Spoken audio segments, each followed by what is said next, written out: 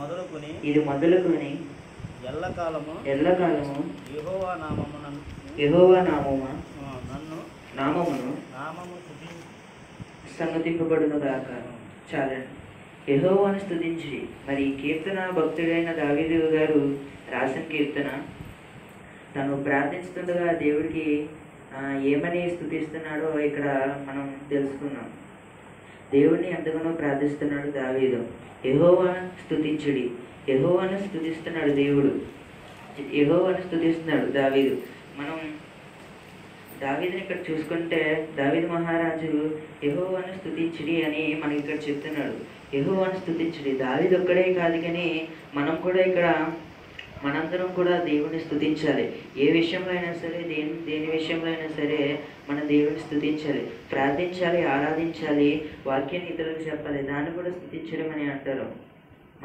మనం స్తుతించడం వల్ల ఎన్నో కార్యాలు జరుగుతాయి. మనం స్తుతించడం వల్ల ఎంతోమంది రక్షణ పడతారు. మనం స్తుతించడం వల్ల ఎంతోగాని మారుతారు. అందుకని ఇక్కడ దావీదు మహారాజు యెహోవాను స్తుతించుడి అని అంటున్నాడు. యెహోవా సేవకులారా ఆయన స్తుతించుడి. యెహోవా సేవకులారా అని ఇచ్చాడు. యెహోవా సేవకులారా మన ఒక్కలమే కాదు. యెహోవా సేవకులారా ఆయన స్తుతించుడి. యెహోవా సేవకులంటే మన ఒక్కలమే కాదు, భూలోకంలో ఉన్న ప్రతి ఒక్కరు యెహోవా సేవకులే. తనను ఎవరైతే నమ్ముతారో, దేవుడిని ఎవరైతే నమ్ముతారో వాళ్ళందరూ కూడా సేవకులే. తనను రక్షింపబడి వాళ్ళందరూ కూడా తన సేవకులే అని ఇక్కడ దావీదు మహారాజు చెప్తున్నాడు. యెహోవా సేవకులారా ఆయన స్తుతించుడి. ప్రతి ఒక్కరు కూడా నా సేవకులే. వాళ్ళందరూ రక్షించబడిన తర్వాత యెహోవాను స్తుతించాలి అని చెప్తున్నాడు దావీదు. యెహోవా సేవకులారా ఆయన స్తుతించుడి అని అంటున్నారు. యెహోవా నామమును స్తుతించుడి. ఆయన నామమును తప్ప మనం దేనిని స్తుతించలేము.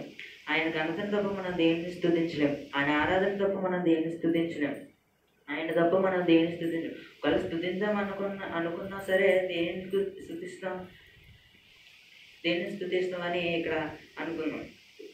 ఇది మొదలుకొని ఎల్లకాలము యెహోవా నామమున సన్నతింపబడును గాక. 2వ వచనం. ఇది మొదలుకొని ఎల్లకాలము. ఇప్పటి వరకు అయితే మనం ప్రార్థన చేయలేదు అనుకోండి, కానీ ఇప్పటి నుంచైనా స్టార్ట్ చేద్దాం. మనం ప్రేయర్ స్టార్ట్ చేద్దాం. ఇక్కడ దావీదు మహారాజు చెప్తున్నాడు, ఇప్పటి నుంచి ఇది మొదలుకొని ఎల్లకాలము. ఇప్పటి నుంచి మనం ప్రార్థన మొదలు పెడదాం. ఇప్పటి నుంచి ప్రతి ఎల్లకాలం, ప్రతిరోజు, ప్రతి నిమిషం, ప్రతి నిమిషం కూడా మనం ప్రార్థిద్దాం. మన తరతరాలు కూడా ఎంతగానో ప్రార్థిస్తారు. యెహోవా నామమున సన్నతింపబడును గాక. యెహోవాను స్తుతించాలి. ప్రతి నిమిషం కూడా దేవుని స్తుతించాలి. మనం ఎంత రోజులో ఒక్క నిమిషం మనకి కేటాయించినా సరే అది దేవుణ్ణి మనం మనసులో స్మరించుకోవాలి. దేవుని స్మరించుకోవడం వల్ల మనకి ఎంతో మంచి మేలు. 3వ వచనం. సూర్యోదయం మొదలుకొని సూర్యాస్తం వరకు యెహోవా నామమున స్తుతి నొందినదిగా నది. సూర్యోదయం మొదలుకొని మన ఉదయం నుంచి సాయంత్రకాలం వరకు ఆయననే స్తుతించాలి. మనం లేచిన కాడి నుంచి లెగ్గానే మనం దేన్ని చూడకూడదు, కానీ ముందుగానే మనం ప్రార్థన చేసి ఆయన్ని స్తుతిస్తే మనకి ఎంతో మంచిది. దేవా, ఈరోజు మాకు ఎంతగానో అవకాశం ఇచ్చాం, రాత్రంతా మాకు ఎంతగానో అవసరించాం. మళ్ళీ ఉదయాన్నే చేయాలి, మళ్ళీ మధ్యాహ్నం చేయాలి. ప్రతి నిమిషాన ప్రతి గడువున మనకి గంటకు కానీ ఎంతగానో గ్యాప్ ఉన్నా సరే మనం దేవుని స్తుతిస్తే మనకి ఎంతో మంచిది. ఉదయాన్నే లెగ్గానే చేయాలి, మళ్ళీ మధ్యాహ్నం చేయాలి, సూర్యాస్తమనం వరకు యెహోవా నామం స్తుతించాలి. అలాగే సాయంత్రం వచ్చేటప్పటికి మనం పడకల మీదకి వెళ్ళేటప్పటికి మనం దేవుని స్తుతించాలి. దేవా, ఉదయం అంతా మమ్మల్ని బదులుపరిచావు, ఈ రాత్రికి మాకు మంచి నిద్ర ఇవ్వండి. మళ్ళీ మనం స్తుతించాలి. ఆయన స్తుతించడం వల్ల మనకి ఎంతో మేలు. యెహోవా నామమున స్తుతి నొందినదిని అని దావీదు మహారాజు చెప్తున్నాడు. మనం స్తుతించాలి. మనం స్తుతించడం వల్ల ఎంతో గొప్ప రక్షణ మనకి. 4వ వచనం. యెహోవా అన్ని జనులందరి ఎదుట మహోన్నతుడు, ఆయన మహిమ ఆకాశ విశాలము వ్యాపించి ఉన్నది. యెహోవా జనులందరిలో మహోన్నతుడు. మనమైతే జనులందరిలో మనం ఎలా ఉంటాం, ఒక మామూలు వ్యక్తిలానే ఉంటాం. కానీ దేవుడు అలా కాదండి. దేవుడైతే ప్రతి ఒక్కరిలో మనసును స్థానించిన దేవుడు. మనం దేవుడిని చూస్తే ఒక వ్యక్తి మనకి ఒక ఏమంటారు, ఒక గొప్ప వ్యక్తిలో మనకు కనబడతాడు. కానీ మనం బయట దగ్గరికి వెళ్ళేసి నేను గొప్పవాడిని అని చెప్తే ఇక్కడ కుదరదు. నువ్వు గొప్పవాడు ఏంటి అని అంటారు. కానీ అదే దేవుడి దగ్గరికి వెళ్ళి మనం దేవా నేను నీ ఎదుట నేను గొప్పవాళ్ళుగా నిలబెట్టమని దేవుని అడిగితే మనం ఎంతగానో దేవుని నిలబెడతాడు. అలాగే అన్యజనులందరి ఎదుట మహోన్నతుడు. ఇక్కడ దేవుడు మహోన్నతుడు అని చెప్తున్నాడు దావీదు మహారాజు. అన్యజనులందరి ఎదుట, ఈ భూలోకంలో ప్రతి ఒక్కరి ఎదుట దేవుడు నిలబడితే ఆయన మహోన్నతుడిగానే కనబడతాడు. ఆయన మహిమ ఆకాశ విశాలము వ్యాపించి ఉన్నది. ఆకాశ విశాలము, అసలు ఆకాశం అంటే ఎంత ఉంటుందని, ఆ మూలకెళ్ళినా ఇంకా కనబడుతుంది, ఈ మూలకెళ్ళినా ఎంత కనబడుతుంది. ప్రతి చోటుగా వెళ్ళినా సరే ఆకాశం అంతానే ఉంటుంది. కానీ దేవుడు ఒకసారి భూలోకం దగ్గరికి వచ్చి నుంచుంటే ఆయన మహిమ అంతా ఆకాశం విశాలం వ్యాపించి ఉన్నది. ఎంతగానో ఆయన మహిమను దేవుడు మనకి వ్యాపించి ఉన్నాడు. మనమైతే దేవుడు ఒక్కసారి తన మహిమను మనకి నుంచి మనకి కాంతిని చూపిస్తే మనం నిలబడలేము. కానీ ఇక్కడ చెప్తున్నాడు ఆకాశ విశాలము వ్యాపించి ఉన్నది అని అంటున్నాడు. ఆకాశ విశాలం మనం నుంచుంటే దేవుడు ఎంత మహిమ అంటే ప్రతి చిన్న చీమ కూడా అలా కనబడిపోద్ది నుంచుంటే. అటువంటి మహిమ దేవుడు ఇక్కడ చూపిస్తున్నాడు. మనం నుంచుంటే పక్కన నీడ కూడా పడదు, అంత మహిమను దేవుడు మనకి ఇక్కడ చెప్తున్నాడు. ఆకాశ విశాలం మహిమను వ్యాపించి ఉన్నది అని అంటున్నాడు దావీదు మహారాజు. ఉన్నతమందు ఆసీనుడై ఉన్న మన దేవుడని యెహోవా పోలినవాడు ఎవరు? ఉన్నతమందు ఎంతో మంది దేవుని పోలిన వాళ్ళు ఎవరైనా ఉన్నాడా? ఆసీనుడైన మన దేవుడని యెహోవాను పోలినవాడు ఎవరు? అంత గొప్ప వ్యక్తి మనం ఎవరైనా పోలి ఉన్నామా నాకు కుదురుతుందా? ఇప్పుడు నేను నాకు మళ్ళీ ఇంకొకరు ఎవరైనా ఉంటారా? ఉందామన్నా సరే అది కుదరదు. ఆయన తప్ప మరి మనం ఎవరిని పోలి లేడు. ఆయనే ఆసీనుడై ఉన్నాడు. ఆయనే ఉన్నతమందు శిఖరముపై ఆయన ఉన్నాడు. తనను పోలి ఉండాలంటే మనకి ఒక అర్హత అనేది కావాలి. ఆయన పోలి ఉన్నాడు. 6వ వచనం, ఆయన భూమి ఆకాశములను వంగి చూడ అనుగ్రహించి ఉన్నాడు. ఆయన భూమి ఆకాశములను వంగి చూసినప్పుడు నన్ను అనుగ్రహించున్నాడు. అది ఎప్పుడు అనుగ్రహిస్తాడు? మనం ప్రార్థన చేసినప్పుడు మాత్రమే అనుగ్రహిస్తాడు.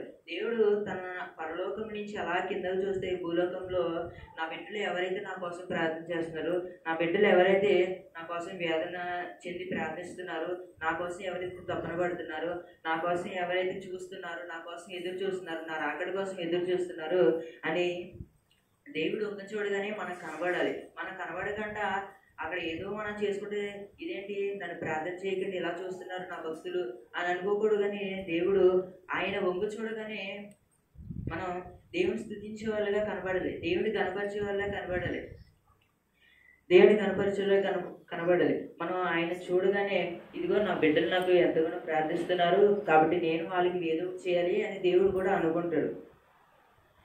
అని అనుకుని దేవుడు మనకి ఎంతగానో సహాయం చేస్తాడు. 7వ వచనం, ప్రధానులతోనూ తన ప్రజల ప్రధానులతోనూ వారిని కూర్చుండబెట్టును.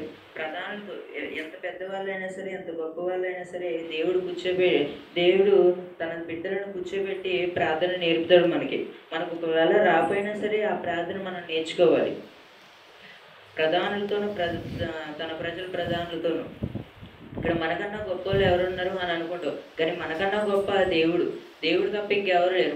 మన పైన ఎవరు? ప్రెసిడెంట్ పైన సీఎం, అలా ఒక్కొక్కలా ఉన్నారు. కానీ లాస్ట్కి వచ్చేది ఎవరు? మోడీ, అది పిఎం. కానీ తనకన్నా మనకి ఎత్తుగా ఉన్నాడు మన దేవుడు, ఆసీనుడై ఉన్నాడు, గొప్ప దేవుడు. ప్రధానుల కంటే అత్యంతమైన దేవుడు మన యెహోవా. 8వ వచనం, ఆయన నేల నుండి దరిద్రులను లేవనెత్తువాడు, పెంట కుప్పల నుండి బీదలను పైకెత్తువాడు. ఆయన మనల్ని చూసినప్పుడు దేవుడు మనం చూసినప్పుడు మనం నేల మీద ఉన్నప్పుడు దరిద్రులను లేవనెత్తువాడు. మనల్ని చూసి దేవుడు అయ్యో నా బిడ్డలు నా కోసం ఇంత ప్రార్థన చేస్తున్నారు అని ఒక్కసారి చూసి లేవండి అని దేవుడు మనతో చెప్పాలి. మనం ఎక్కడున్నా సరే, మనం ఏ చోటున్నా, మనం ఏ సమస్యను ఉన్నా సరే దేవుడు మనల్ని చూసి మనం రక్షించాలని, మనం కాపాడాలి. అది ఎప్పుడు మనం ప్రార్థన చేసినప్పుడు తప్ప మరి ఏది జరగదు. పెంట కుప్పల నుండి బీదలను పైకెత్తువాడు. పెంట కుప్పల నుండి బయట ఉన్న అన్యుల కోసం మనమైతే ప్రార్థన చేస్తే దేవుడు చూస్తాడు, కనికరించి ఎవరైతే వాళ్ళు తిరుగుతున్నారో, దేవుడు తెలుసుకోకుండా తెలిసినా సరే ఇంకా బయట ఎవరైతే తిరుగుతున్నారో వాళ్ళందరినీ మనం రక్షించాలంటే మనం ప్రార్థన చేయాలి. వాళ్ళందరినీ రక్షించబడాలంటే మన ప్రార్థన తప్ప మనం ఏది జరగదు.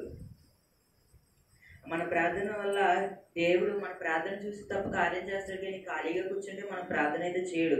మనం ఖాళీగా కూర్చున్నాం దేవుడు సరే ఎంతకాలం కూర్చుంటే నాకు టైం వస్తుందని దేవుడు చూస్తాడు. కానీ సరే ప్రభా నాకు ఇలా చేయి, నాకు అలా చేయి, నాకు కాల్ నొప్పి వస్తుంది, నాకు కాల్ నొప్పి తగ్గించు అని అంటే దేవుడు చేయడు. మనం ప్రార్థన చేసినప్పుడు తప్ప ఇంకెప్పుడు చేయడు.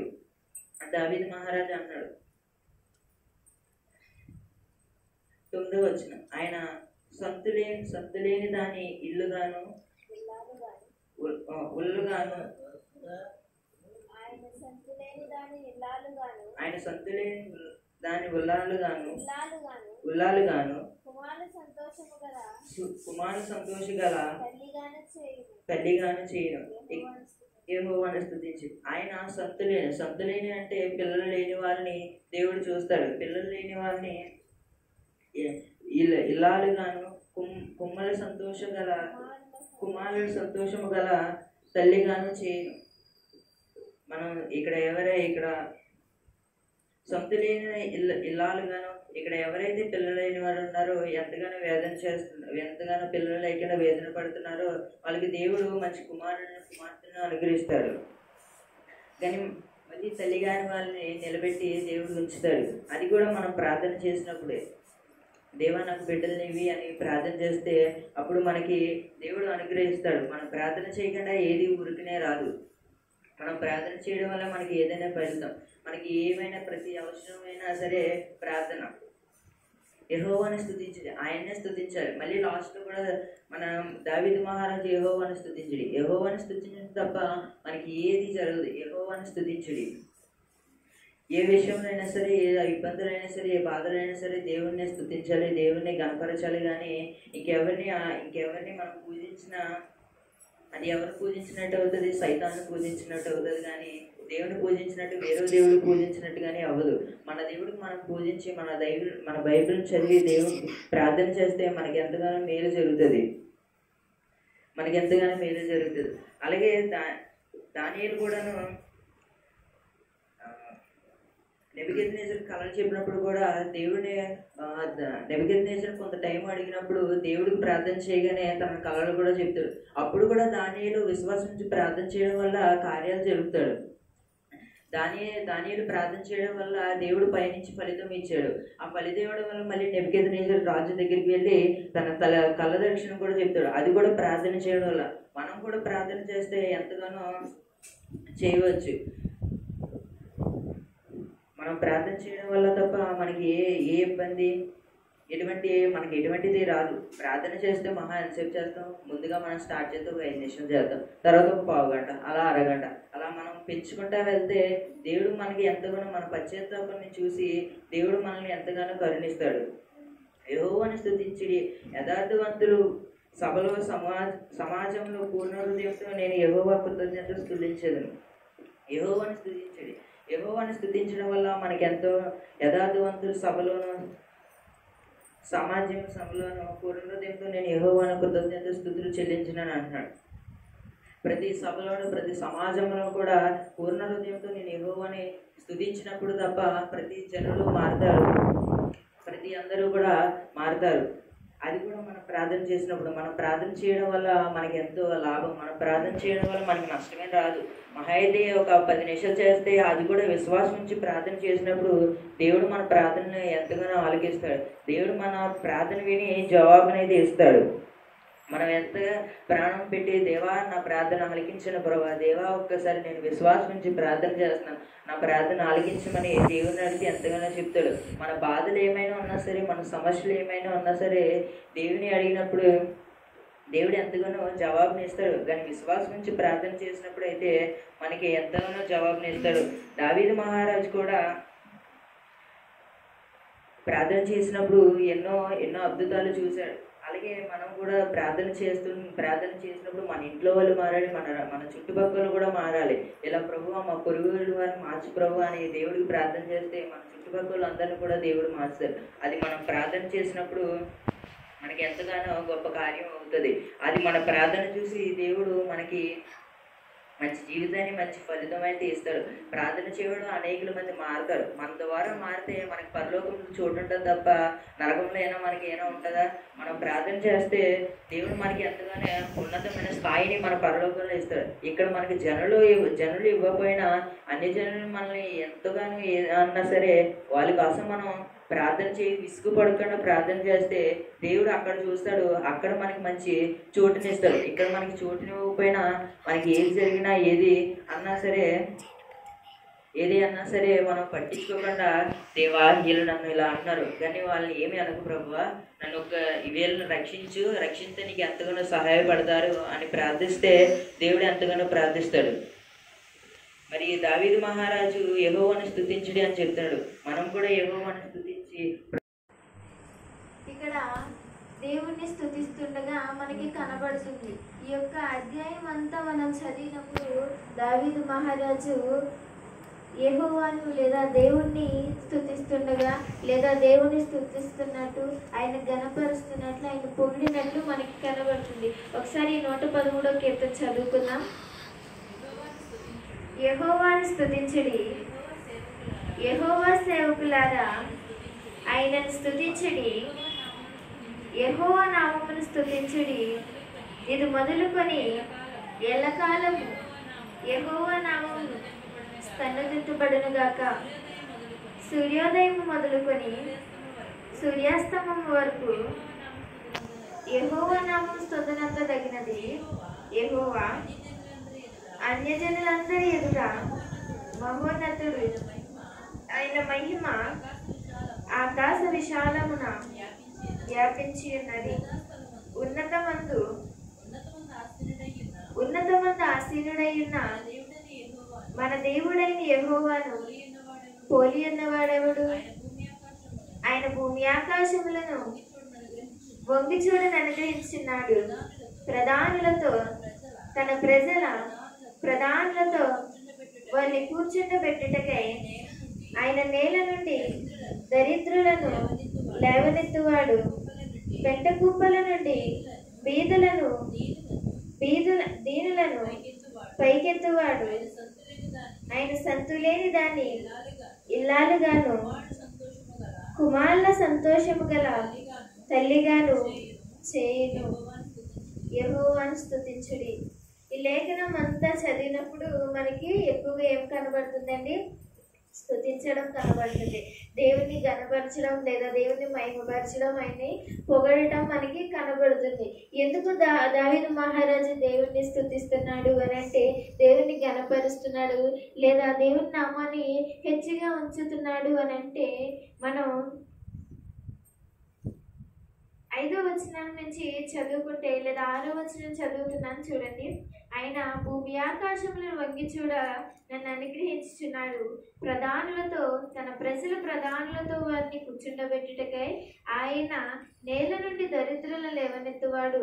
పెంట కుప్పల మీద నుండి బీదలను పైకెత్తువాడు. ఆయన సంతులేని దాన్ని ఇల్లాలుగాను కుమారుల సంతోషం గల తల్లిగాను చేయును.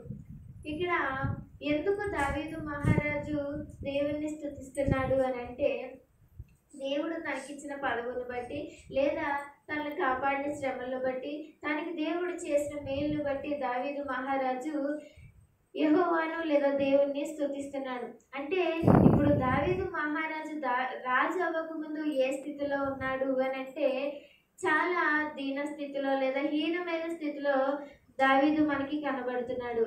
తను గొర్రెలు కాచుకుంటూ ఉండేవాడు కదండి. తను ఊరికినే రాజైపోలేదు కదండి.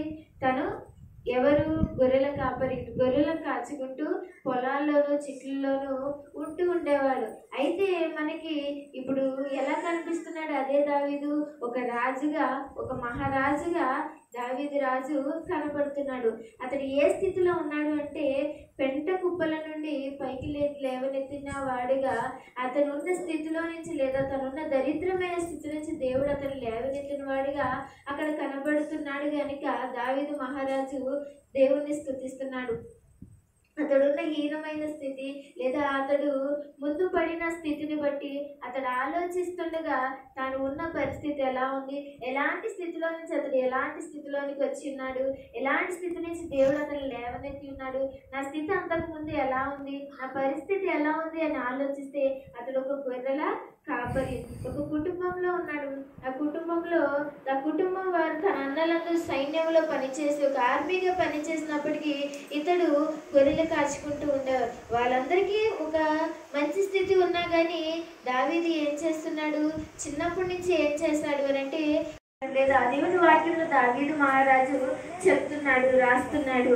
దేవుడు నన్ను చూశాడు, పైనుంచి నన్ను చూడగానే నేను దేవుడికి మంచిగా కనిపించానేమో, అందుకే నాకు ఈ జీవితం ఇచ్చి ఉన్నాడు అని దావీదు మహారాజు చెప్తున్నాడు. నిజమేనండి, దావీదు ఉన్న ముందు స్థితిని దేవుడు గ్రహించి చూసి తన మనసును అంతా ఎరిగి తనకు ఆ స్థితి ఇచ్చినాడు. లేదా చెడ్డవాళ్ళైనా క్రూరమైన వాళ్ళైనా దేవుడు వారికి అనుగ్రహించాడు కదండి.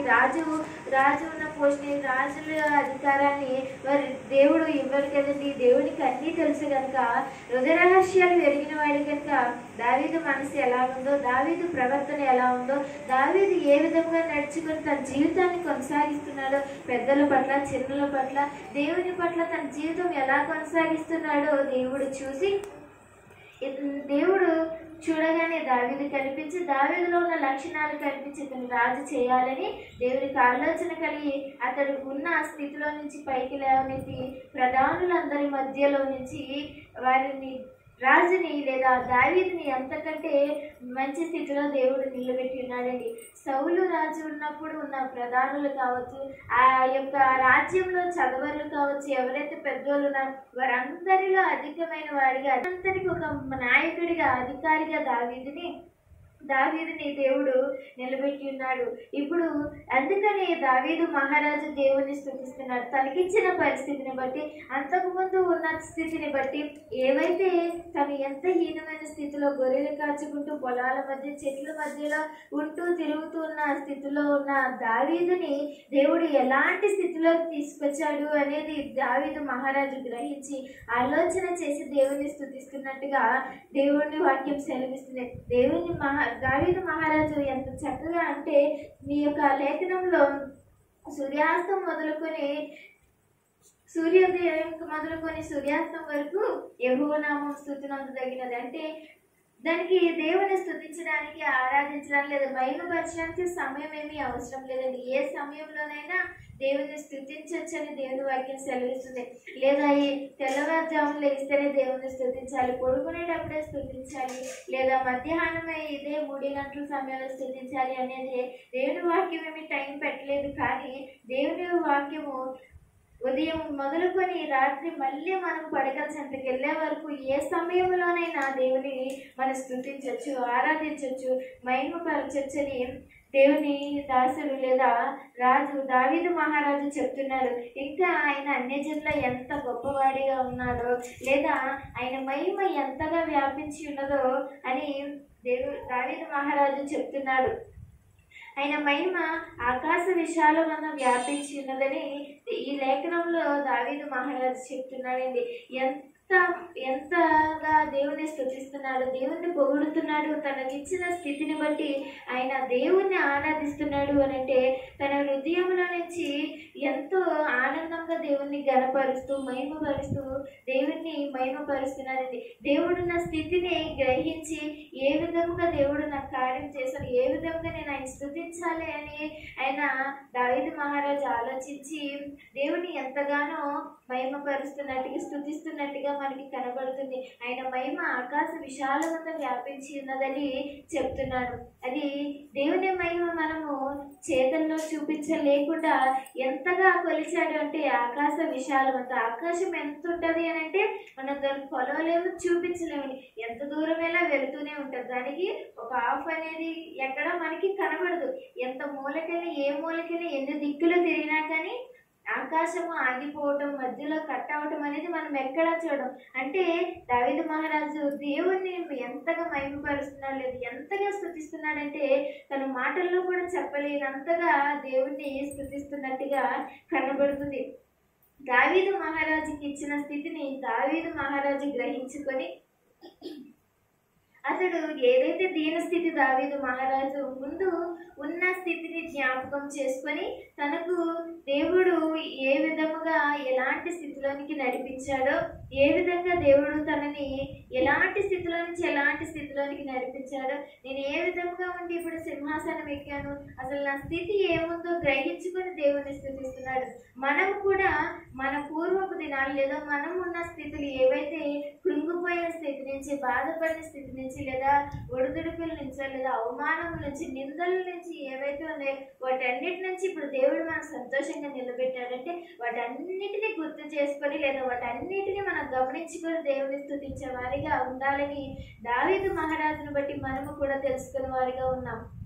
ఎందుకంటే దావీదు మహారాజు స్థితి అసలు మనం చెప్పుకోలేనిది. గొర్రెలు కాచుకునేవాడు ఎక్కడ, లేదా మహారాజు ఎక్కడ, రాజు ఎక్కడ అంటే అది పోల్చలేని విషయం. కనీసం ఆ కోట దరిదాపుల్లో కూడా వారు కనపడలేని స్థితి గొర్రెలు కాచుకునేవారు. అలాంటి స్థితి నుంచి దావీదుని ఏం చేశాడు, రాజుని చేశాడు. సౌలు తర్వాత రాజు అయ్యాలి, కానీ సౌలు తర్వాత రాజు ఎవరవ్వాలి, తన కుమారుడే అవ్వాలి.